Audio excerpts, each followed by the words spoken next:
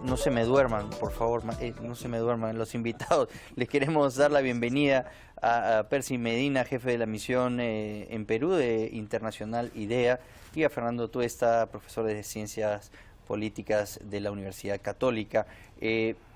Bueno, ustedes han escuchado lo que ha declarado el congresista Freddy Otárola a propósito de estos anuncios que hizo hoy, algunos acomodos para tratar de meter al Pleno de todas maneras dos temas importantes: el voto preferencial, que según él va de la mano con la democracia interna en los partidos, acepta que de todas maneras tiene que haber un soporte de los organismos electorales nacionales, y en segundo lugar, completar la propuesta de la fiscalización en el financiamiento de los partidos, sanciones reales, tanto económicas como inhabilitaciones. ¿Es suficiente? ¿Qué más se tiene que hacer? ¿Por qué se han demorado tanto?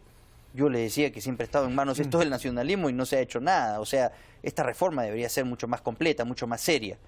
No creo que sea así. Bienvenidos. Gracias por la invitación, Augusto. Fernando, sí. Empezamos contigo.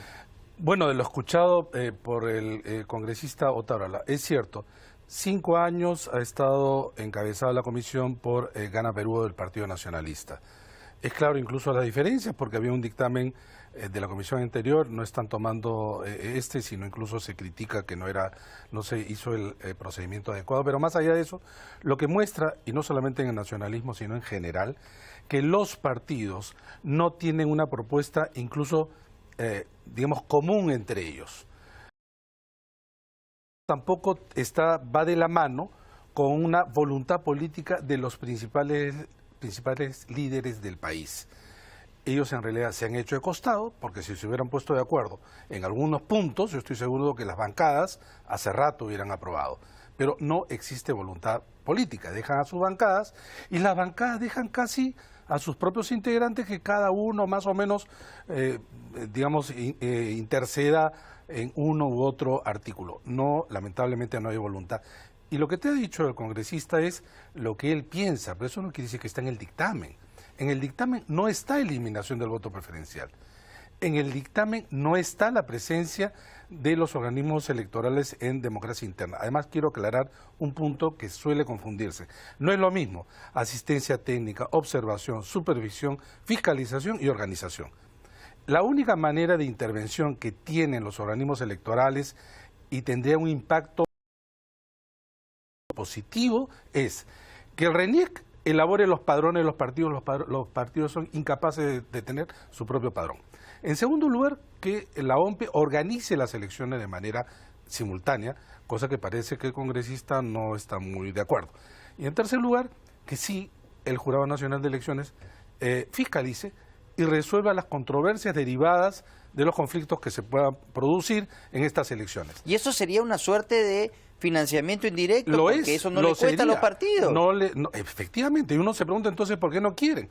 En primer lugar, ¿quiénes tienen la experiencia, los materiales, la logística y la legitimidad? Tú has visto hace poco sobre la opinión pública en razón de la evaluación de instituciones, y aparecen con porcentajes altísimos. Todos los procesos electorales internos, casi todos en los partidos políticos, son cuestionados. Sin embargo, por ejemplo, sí, claro, en un momento te comenté todos, incluso... Ahorita estamos con un problema en Acción Popular, PPC, etcétera, ¿no? Pero además, mira, el Frente Amplio, los problemas que tiene que enfrentar para hacer sus elecciones internas, ¿no? Sí. Pero además, el RENIEC todos podemos ir a votar, ¿eh? Claro, pero si se te reviven algunas ideas revolucionarias de antaño, vamos a votar. RENIEC ha enviado formalmente a los 21 partidos para elaborar sus padrones. 2 han respondido. 2 han respondido. ¿Hay algún partido hacer elecciones en todo el país? No tienen ni locales. Y sin embargo, no está en el dictamen. Como no hay muchas cosas que no están en el dictamen. No hay nada en el dictamen, pues recién bueno, entonces, lo importante lo van a ver el martes, un día, lo van a debatir, por lo menos estos dos temas, democracia interna y financiamiento, y lo van a meter al final porque Iberico ha aceptado que sea una cosa extraordinaria el miércoles. Porque no hubo quórum. Ya, pero el jueves... O sea, no les importa. Pero en el dictamen hay cosas que van en contra.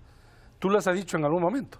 Por ejemplo, hay 21 partidos, algunos no sabemos cómo están ahí, y se les va a permitir que no intervengan, por ejemplo, en esta elección. Dice para fortalecer, los partidos no se fortalecen así. Peor a nivel regional. Hoy día ya están inscritos 124 partidos regionales. Suspendidos, como las laptops, tú le pones de suspensión. Esa inscripción la están guardando en la gaveta. La van a sacar en el año 2018. Y quieren que si es que no postulen, tengan todavía una vida más. Y ojo, las organizaciones locales no tienen inscripción, ¿ah? Entonces no tiene nada que ver las organizaciones locales de las regionales de las nacionales, ¿no? Correcto. Percy Medina, bienvenido al programa. Muchas gracias por la invitación. Bueno, yo creo que hay que tomarle la palabra al congresista Otárola y hacer una suerte de test de profundidad de las reformas, ¿no es cierto? Porque cuando se anuncian las reformas y se dice el Congreso va a empezar a discutirlas, no se dice cuáles son las reformas que se van a discutir. Entonces, también se pueden hacer reformas que no cambien nada, ¿no?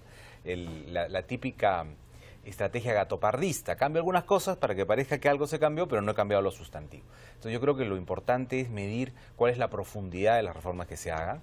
Algunas de las cosas que se están planteando están muy bien, una declaración de que los partidos son democráticos, muy bien, ¿quién va a estar en contra de eso? Pero eso no está cambiando lo sustantivo. Lo sustantivo es financiamiento, el tema de voto preferencial y 3 o 4 cosas más. Si es que no se atiende a lo fundamental, entonces la reforma en verdad no va a haber cambiado las cosas como para ser efectiva, ¿no?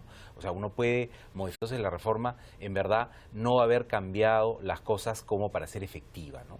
O sea, uno puede modificar una norma para mejorar los plazos, para hacer alguna cosa, algún ajuste, pero una reforma supone cambiar las condiciones del juego. Entonces, ¿qué cosas sí son? Incluso, digamos, uno puede discutir si reformar el tema del financiamiento es una reforma electoral, pero es una reforma sustantiva y que habría que implementar muy pronto para que haya transparencia, para que haya sanciones efectivas a quienes no rindan. Actualmente las sanciones no son efectivas. Se está hablando de la posibilidad de que haya, por ejemplo, sanciones políticas para casos de incumplimientos graves. Si nosotros no establecemos incentivos para que los partidos sean cuidadosos en la gestión de sus recursos, rindan adecuadamente, entonces en realidad lo que va a ocurrir es que no hacerlo de manera parcial como lo hacen actualmente, ¿no? O sea, si nosotros dijéramos, a partir de mañana sigue estando prohibido pasarse una luz roja, pero ya no va a haber multas. Entonces, ¿qué cosa pasaría en la ciudad? ¿La gente respetaría más o respetaría menos la luz roja? Obviamente respetaría menos. Eso es lo que está ocurriendo. Sin sanciones efectivas, la gente, los partidos, pues hace lo posible, entrega lo que puede, pero no está cumpliendo de manera adecuada. Entonces, test de profundidad a las reformas. Y yo creo que los grandes temas son financiamiento, pero para cambiar las cosas en serio, no para regular un poquito aquí, un poquito allá. Democracia interna, ¿no? Lo que ha dicho Fernando. Participación efectiva de la OMPE en las elecciones internas, del RENIEC en la elaboración del padrón, del jurado en la fiscalización y en la administración de justicia electoral. Sin eso no estamos cambiando nada. Vamos a ver ahora un David Gómez Fernandini sobre otras propuestas para cambiar la política. Y luego comentamos esto con nuestros invitados. La reforma electoral incluye una serie de propuestas entre las que destacan mayores controles a la forma como los partidos obtienen su financiamiento y una estricta supervisión a las elecciones internas de las agrupaciones políticas. Pero la propuesta de reforma electoral incluye también otros temas no menos importantes, como la implementación del voto electrónico, la imposición de sanciones a congresistas tránsfugas y el impedimento de la reelección congresal inmediata. Recordemos que en el año 2012 el Pleno del Congreso prohibió la reelección inmediata para presidentes y vicepresidentes regionales y alcaldes. Eso de que hay que eliminar la reelección porque se acaba con la corrupción, eso es un error, ¿no es cierto? Tú necesitas que a nivel regional, ¿no?, haya reelección. Es la única forma de formar élites, ¿no es cierto? Entonces eso de decir que la corrupción se produce porque hay reelección, no, la corrupción se produce porque no hay controles institucionales, ¿no es cierto? Esa es otra cosa. Otra reforma es crear impedimentos de postulación a cargos regionales y municipales para condenados por sentencia no firme o con mandato de detención sexual, narcotráfico, terrorismo, lavado de activos y contra la administración pública.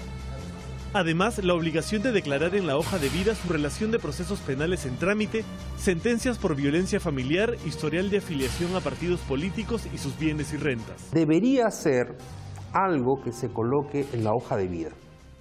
Lamentablemente el Congreso no aprobó esa propuesta para que los procesos en curso sean incluidos en la hoja de vida, bajo el argumento de que eso vulneraba la presunción de inocencia, lo cual no es cierto. Lo que se está diciendo a la gente es, oye, tienes que tener esta información, esta persona tiene este proceso. También se plantea la creación de un distrito adicional para los peruanos residentes en el extranjero con 2 escaños parlamentarios. Otro de los temas en debate es el regreso a la bicameralidad parlamentaria. Yo creo que habría que crearlo no para este próximo gobierno, sino para el 2021. Es indispensable. Hemos estado en Colombia y hemos visto cómo el Senado funciona. Y dentro del Senado, el senador vitalicio, que es importante, el aporte de un expresidente constitucional dentro de una cámara de reflexión como es el Senado es importantísimo. Cada vez queda menos tiempo para que el Congreso discuta y llegue a aprobar algunas de estas reformas.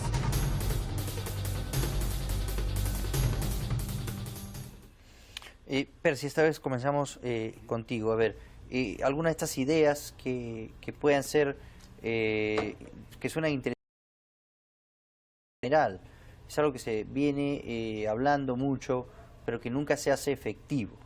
Bueno, es una reforma mayor porque supone reforma constitucional y para eso creo que habría que generar los consensos. Se ha dicho que tradicionalmente el fujimorismo, por ejemplo, es contrario a esa reforma, pero yo he escuchado de algunos fujimoristas y de la propia Keiko Fujimori que estarían dispuestos a discutir el tema si eso fuera parte de un modelo coherente. Y yo creo que habría que construir esos consensos para darle mayor legitimidad al Congreso, porque también el tener una segunda cámara no solamente permitiría la revisión de las leyes, la mayor discusión de algunos temas que se discuten de manera muy apresurada, sino también el poder especializar ambas cámaras, que el Senado, por ejemplo, pueda dedicarse al nombramiento de autoridades como los directores del Banco Central de Reserva, el Defensor del Pueblo, etcétera, que son temas que en el actual Congreso no se han visto con agilidad, ¿no es cierto? Que sea también un espacio para discusión de grandes temas y que sea la segunda Cámara en la discusión legislativa, es decir, que empiece la legislación en diputados y que se perfeccione y termine en el Senado. Yo creo que el modelo bicameral funciona muy bien en un montón de lugares, que no hay que repetir los errores que hubo en el modelo que tuvimos hasta el año 92 con la Constitución del 79 y que, por ejemplo, sería un ejemplo, o sea, sería esto un ejemplo de una reforma importante que requeriría un amplio consenso. Ahora, eso no es para ahorita. Eso es para después, ¿no es cierto? Como bien se ha dicho. Las reformas urgentes son, creo, y son posibles, las que hemos señalado. Financiamiento, democracia interna, etcétera. Mira, hay 2 tipos de reformas. Aquellas que, digamos, son más de fondo y de diseño, que requieren cambio constitucional, como ha señalado Percy, bicameralidad. Reformas, también cambio constitucional, es la no reelección de autoridades. El Congreso se esmeró e hizo un esfuerzo y a través de un consenso se prohíbe hoy día la reelección de autoridades regionales y locales. Estoy de acuerdo con Sinesio López cuando dice esto en realidad es un error y responde más a un clamor de la gente contra los políticos en general, pero no necesariamente eso tiene que ser traducido en algo que va a ser peor. Tú sabes que a nivel subnacional, regional y municipal, la tasa de reelección es baja. Quien quiere robar lo hace, pues, en un periodo. Hemos visto muchísimos casos. No necesita mucho. Puedes haber colocado, pues, un límite, ¿no? No más de 2, no más de 3, quizá. Pero en realidad los mayores lugares de reelección es acá en Lima, no a nivel nacional. Y en relación a la otra pregunta que hiciste inicialmente, en el reportaje de la no reelección parlamentaria, es el demagogia. ¿Sabes cuál es el gran problema que tenemos en Perú? Uno de los grandes problemas es la inexperiencia de nuestros parlamentarios, que la mayoría no tienen sino un solo periodo. Y mira, hay más o menos una relación. Es entre complejo comprender los procesos, el reglamento del Parlamento. Percy no me deja mentir, además hemos compartido, muchas veces se inicia un nuevo periodo parlamentario, hay un proceso de inducción.